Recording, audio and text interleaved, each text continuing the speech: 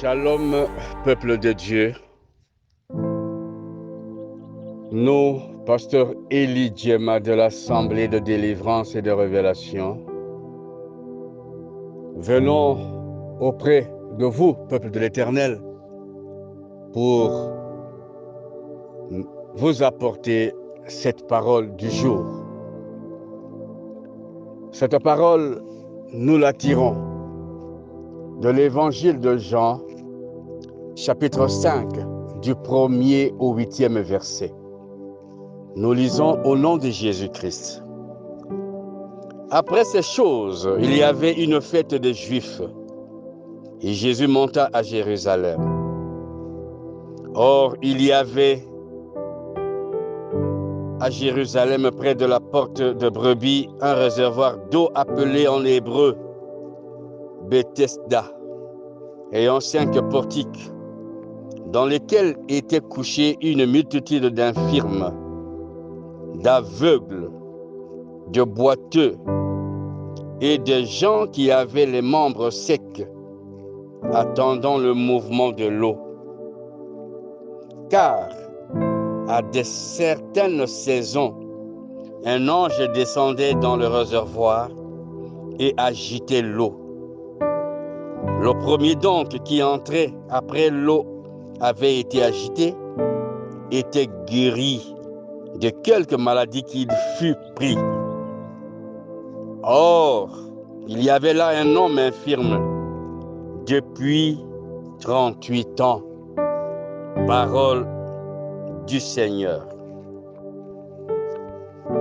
De cette lecture, nous tirons le thème qui s'intitule à Bethesda. Bethesda est un nom qui signifie lieu de la grâce. Bethesda signifie la maison de miséricorde. C'est le nom d'une piscine près de la porte de brebis à Jérusalem. Bethesda symbolisait la maison de pitié. La maison de pitié. Aujourd'hui, nous prêchons sur cette maison de pitié. Nous prêchons sur ce lieu de la grâce. Nous prêchons sur ce lieu de la miséricorde. Nous prêchons sur ces lieux de l'espoir aux solutions. Ces lieux, disent les Écritures, renfermaient des personnes ayant des maux différents. Il y avait des aveugles, il y avait des infirmes, il y avait des boiteux, il y avait des malades spirituels. Chacun cherchait la solution à son problème. À Bethesda, on sait le jour où on y va. On sait le jour où on arrive à Bethesda. Mais le jour où on quitte, on ne sait pas. À Bethesda, il y a un chacun pour soi. La Bible dit, chaque personne se précipite, s'agite, va tout droit, court. Après que l'ange ait descendu dans la piscine, chacun court pour être le premier à se jeter dans ce réservoir. C'est dire qu'en ce moment-là, les enfants, les malades, chacun oublie l'autre. Il y a un chacun pour soi.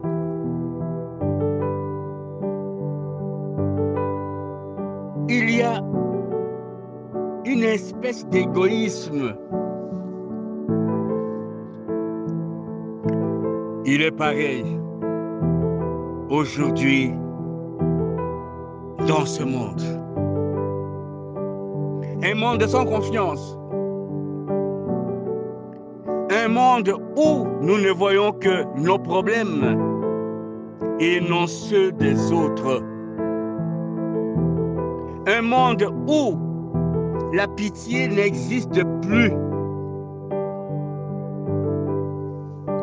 Un monde où on ne voit pas l'autre. Un monde où l'amour a perdu son sens. Il n'y a plus d'amour. Imaginez à Bethesda, l'homme infirme avait passé 38 ans. Ce n'est pas une année, ce n'est pas 2, mais c'est 10, mais c'est 20, mais c'est 30. À 30, on y ajoute 8. C'était trop dur pour la personne. Et on peut se demander comment mangeait-il? Qui prenait soin de lui? Qui pouvait le laver? Qui le voyait? Autant d'interrogations. Mais pourquoi pouvait-il totaliser 38 ans? Mais c'est parce qu'il n'avait aucun secours. Il y a dans ce monde beaucoup qui vivent comme devant cette piscine. Ils en font 10 ans, 20 ans, 30 ans, 40 ans. De douleurs, de sévices, des problèmes insolubles. Pourtant, nous vivons dans un monde. Pourtant, nous sommes à côté des pasteurs, à côté des apôtres, à côté des parents spirituels. Pourtant, nous vivons dans le monde avec des chrétiens.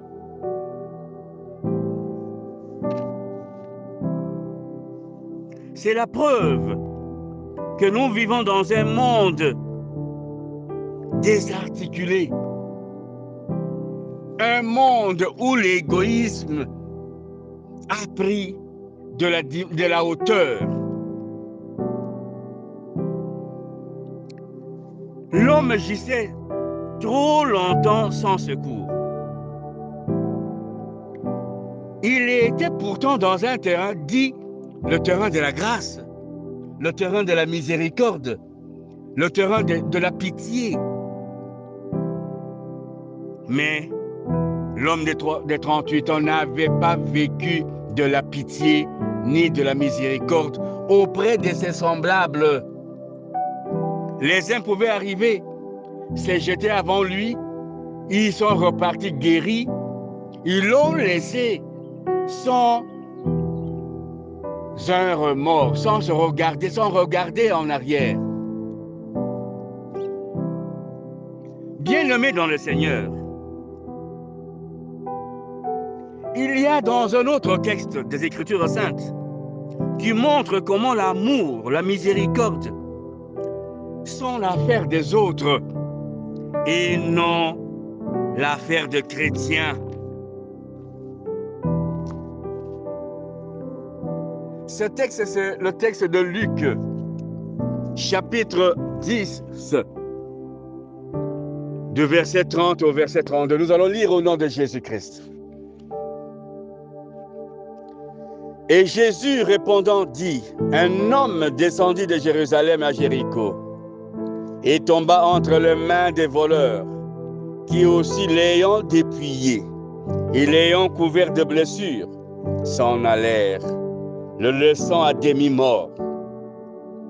Or, par aventure, un sacrificateur descendit par ce chemin-là, et le voyant, passa outre de l'autre côté. Et pareillement aussi, un lévite, étant arrivé à cet endroit-là, s'en vint, et le voyant, passa outre de l'autre côté. Parole du Seigneur. Cette histoire décrit exactement la situation de notre monde actuel. Les sacrificateurs, les oins de Dieu, les Lévites,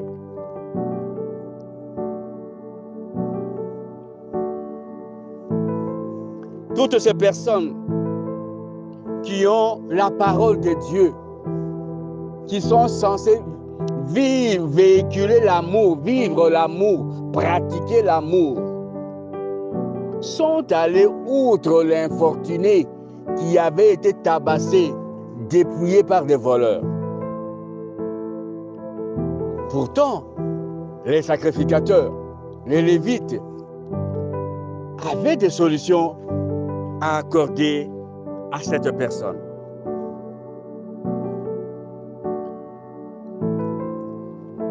Ici, une question me vient en tête. Combien êtes-vous capable de donner des solutions aux autres? Pourtant, vous ne les donnez pas. Toi qui m'entends ce moment, tu as des solutions, tu es capable de donner des solutions, de donner de l'amour à ton voisin, à ta voisine, à ton frère, à ta sœur, à ta femme, à ton mari. Mais hélas, cet amour, tu ne le partages pas, tu ne le vis pas. Rentre en toi-même, rentre en ton intérieur et que la lumière du Saint-Esprit te couvre afin que tu vives de la pitié, de la miséricorde envers les tierces personnes. Bien-aimés dans le Seigneur, dans cette prédication, nous avons des leçons à tirer. Surtout de la situation de l'homme de 38 ans. En cet homme, il y avait de la patience. De cette prédication, nous sommes appelés à attendre le temps de Dieu. C'est-à-dire qu'il faille laisser les autres se précipiter à se jeter d'abord. Ils se sont jetés. Ils ont trouvé la guérison, ils sont partis. Mais l'homme de 38 ans attendait son temps. De cette prédication, nous devons laisser les autres se précipiter à construire même des maisons bien avant toi. Laisser les autres se marier même bien avant toi. Laisser les autres obtenir même des promotions bien avant toi. Laisser les autres trouver des honneurs même bien avant toi. Laisser les autres trouver la guérison même bien avant toi. Quand bien même vous êtes entrés ensemble le même jour, la même période, la même époque, dans un même hôpital. Laissez, attends patiemment l'arrivée du bon Samaritain. Parce que lorsque nous lisons dans l'histoire de Luc chapitre 10, du 30 au 32e, mais au verset 33, il est dit ceci. Mais un Samaritain, allant son chemin, vint à lui et le voyant, fut ému de compassion et s'approcha et banda ses plaies, y versant de l'huile et du vin, et l'ayant mis sur sa propre bête, il le mena dans l'hôtellerie et eut soin de lui, parole du Seigneur. À chaque problème, il y a un bon Samaritain. Toi qui te crois aujourd'hui sans espoir, toi qui crois avoir perdu de l'espoir pour ta santé, pour ton ministère, tu es combattu dans ton ministère par ta propre femme, par tes parents, tu es combattu par les voisins, laisse que cela arrive parce qu'il y a un bon samaritain qui viendra au bon moment. Le bon samaritain, c'est Jésus-Christ de Nazareth qui prend soin des infortunés. Jésus-Christ prend soin des faibles. Jésus-Christ prend soin des oubliés dans la famille et dans la société. Jésus-Christ relève l'indigent et le fait asseoir avec le grand. Jésus-Christ guérit les maladies même dites incurables. Jésus-Christ prend soin même des sans-abri. Jésus-Christ est là, il arrive, il est à tes côtés. Garde espoir, garde ta foi en Jésus-Christ. Attends patiemment ton tour. Chaque fois que tu es dans les circonstances difficiles, atroces, heureuses ou malheureuses, garde ta foi en l'homme de Golgotha. Ne perds pas espoir, malgré la durée qu'a pris ton problème. Il peut durer 100 ans, 50 ou plus, au moins. Mais au moins, garde le cap. Les yeux tournés toujours vers la croix du mont Golgotha. La solution vient, elle est là. Père, Dieu qui a soutenu Israël face au roi Bazan et Og, soutiens la foi de mon frère et de ma sœur face à ces déboires de santé, de finances, de mariage ou autres. Je sais que tu es le même hier, aujourd'hui, éternellement. C'est-à-dire, comme tu l'avais fait à l'homme de 38 ans, à Bethesda, tu es capable de le faire aujourd'hui pour nous, au nom de Jésus-Christ. Amen. Je déclare à cet effet que le ciel s'ouvre pour ton problème et que la solution soit à ta portée au nom merveilleux de notre Seigneur Jésus-Christ de Nazareth. Maranatha. Michel Elidjem, pasteur, ouvrier de la 11e heure. Pour tout contact éventuel, plus 243 97 43 49 145.